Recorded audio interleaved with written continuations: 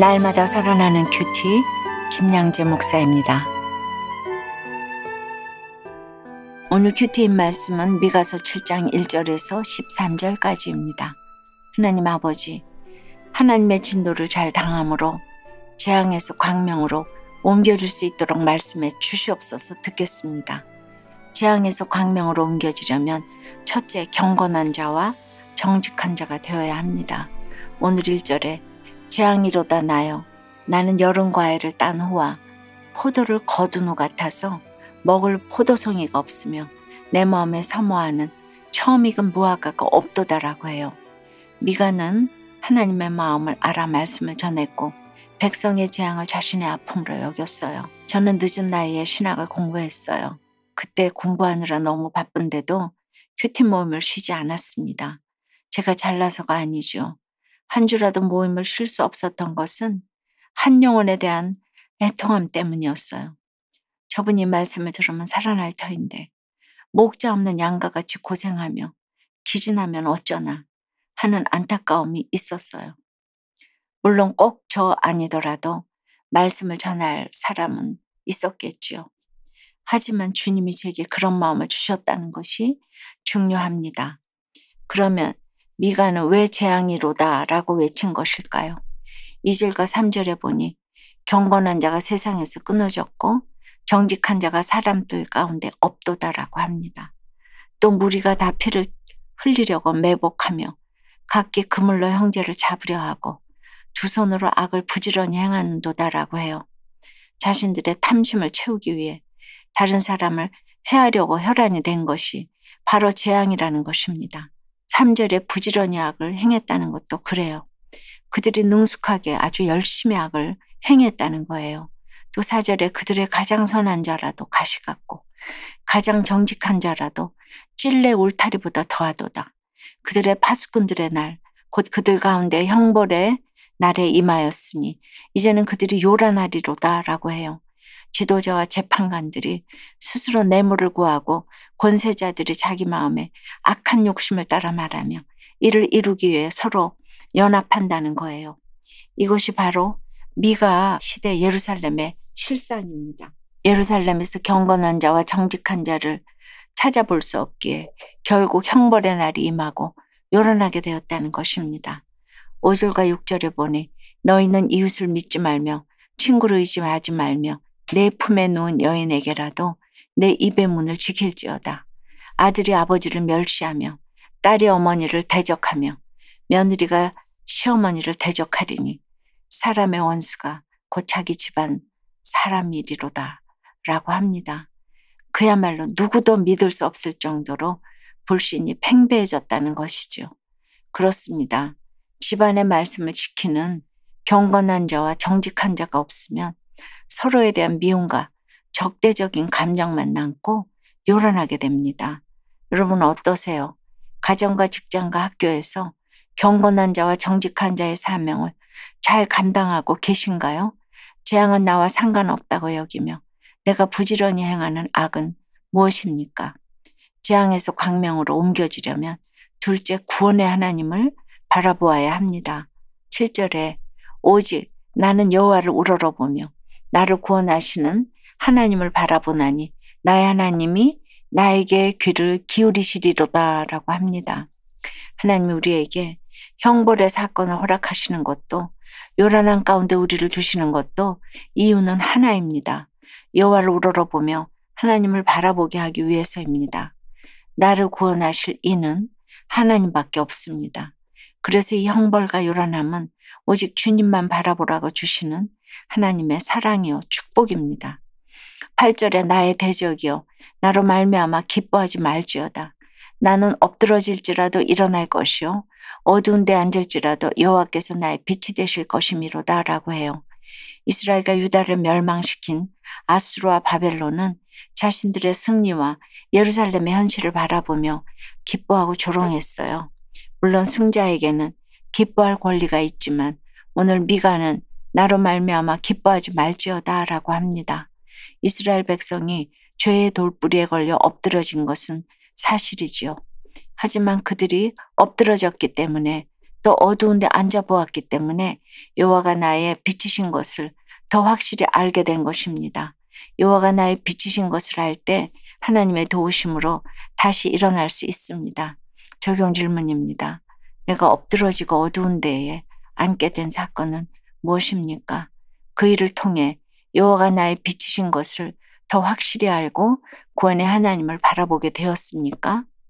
가시같이 찌르는 말로 형님의 마음을 아프게 한 것을 회개하며 믿지 않는 가족에게 빛 대신 하나님을 전하기 원한다는 한 성도님의 큐티인 묵상 간증이에요. 5년 전에 아버지가 뇌졸중으로 갑자기 돌아가시고 유산 배분 문제로 형제간의 갈등이 깊어졌어요. 그 후 형님은 부모 형제와 의절하셨죠. 그리고 얼마 뒤 큰 조카의 결혼식이 있었어요. 그런데 형님은 어머니와 차남인절을 비롯한 다른 형제에게 아무 연락도 하지 않았답니다. 교회 소그룹 모임에서 이 일을 나누자 지체들은 결혼식에 참석하여 동생의 도리를 다하라고 권면했어요. 그런데 막상 결혼식 당일이 되자 형님과 조카에게 무시당했다는 생각에 불편한 마음이 슬그머니 올라왔어요.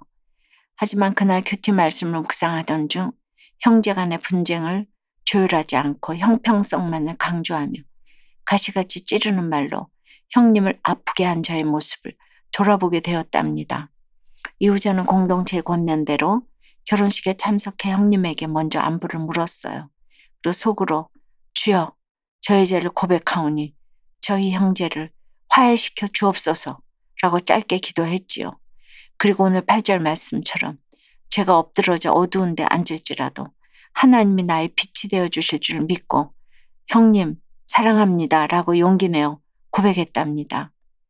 이제는 믿지 않는 어머니와 형제들에게 제 삶으로 빛 대신 주님을 전할 수 있기를 소망해요. 저의 적용은 형님이 전화를 받지 않더라도 낙심하지 않고 자주 연락하여 안부를 여쭙겠습니다.